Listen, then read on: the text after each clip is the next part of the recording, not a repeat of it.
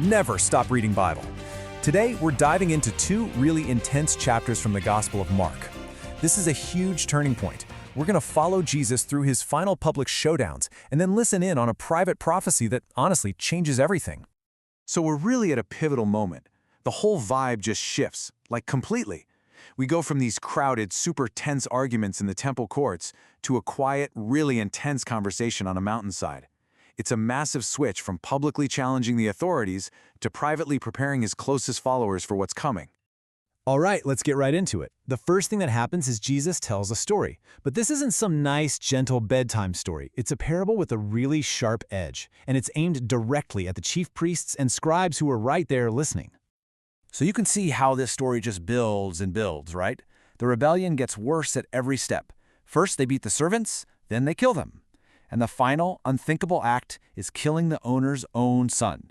And let me tell you, the religious leaders in the crowd, they knew exactly who the story was about, and they were furious. Okay, so after that bombshell of a parable, his opponents switch gears. They realize they can't take him on directly with his authority, so they try a different approach. They're going to try to trap him with his own words using some really tricky, loaded questions. And this first one is a doozy. It's a total political minefield. Think about it. If he says yes, pay the tax, he sounds like a traitor to his own people. If he says no, he's a rebel against Rome. It was a perfect no-win situation, a trap designed to corner him no matter what he said. But his answer is just brilliant. He completely sidesteps the trap. He draws this really clear line between our duties on earth to our government and our duties to God. It's like he's saying we have this kind of dual citizenship. And this answer, it just completely shuts them down. They're left speechless. All right, next up, the Sadducees take a swing. And you have to remember, these guys don't even believe in the resurrection. So they come up with this wild, almost comical, hypothetical situation. It's just designed to make the whole idea of resurrection sound completely absurd. But Jesus, he just cuts right through all that noise. He basically tells them, you're missing the whole point. He reframes the entire debate, saying they don't understand the scriptures or the power of God. The resurrection, he explains, isn't just about continuing earthly life with earthly rules. It's about a living God, not a God of the dead.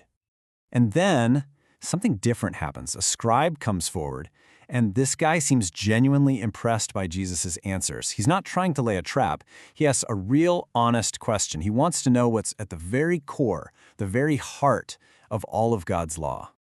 And Jesus' answer is just so powerful in its simplicity. He boils everything, the entire law, all the prophets, down to two things. First, love God with everything you've got, your whole heart, soul, mind, and strength. And second, love your neighbor as you love yourself. That's it. Everything else hangs on those two ideas. So, just as they're about to leave the temple, Jesus points out one more thing. He's watching people put money in the offering. You've got rich people making a big show of dropping in large amounts, but then a poor widow comes and puts in 2 tiny little coins. And Jesus says, look at that. In his eyes, she gave more than anyone, because they gave out of their extra, but she gave everything she had. And right after this, as they're walking away from the temple, the entire mood just changes. The public teaching is done. One of the disciples is admiring the massive, beautiful stones of the temple, and Jesus just stops him cold with this shocking prediction. Not one stone will be left on another. So later, when they're sitting privately on the Mount of Olives, the disciples are like, whoa, wait, when is this going to happen? What's the sign we should look for? And what Jesus tells them next is this famous, really deep prophecy. It's known as the Olivet Discourse, and it kind of weaves together warnings about things that are going to happen soon with signs about the very end of time. He starts listing off these really terrifying signs, wars, nations rising against nations, earthquakes, famines, persecution. But, and this is so important, he's careful to say these things are not the end.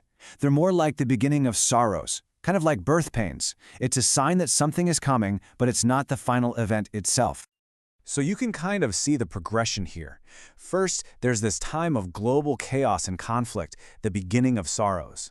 That's followed by a period of intense persecution for believers, and all of this leads up to the final decisive moment, the return of the Son of Man in glory. Okay, so with all this talk of future turmoil, you have to be asking, what's the takeaway? What are we supposed to do with this information? Well, Jesus doesn't leave them hanging. He uses another really simple parable to make his point perfectly clear. He says, look at the fig tree. It's so simple. You don't know the exact day summer will start, right? But when you see that fig tree putting out its leaves, you know summer is just around the corner. And he's saying it's the same thing here. These signs tell you the season is changing. And this is really the core tension of the whole prophecy.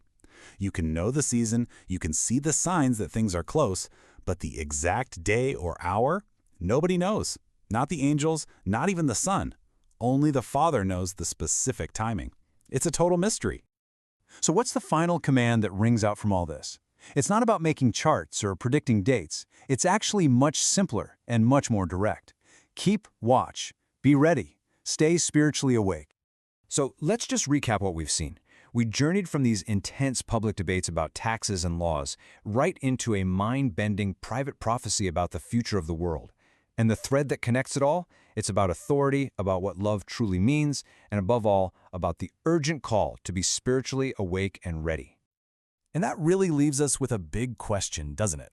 That command to keep watch wasn't just for them back then. It echoes all the way to us today. So it makes you think, what does it actually mean for you and me to keep watch in our world, right now?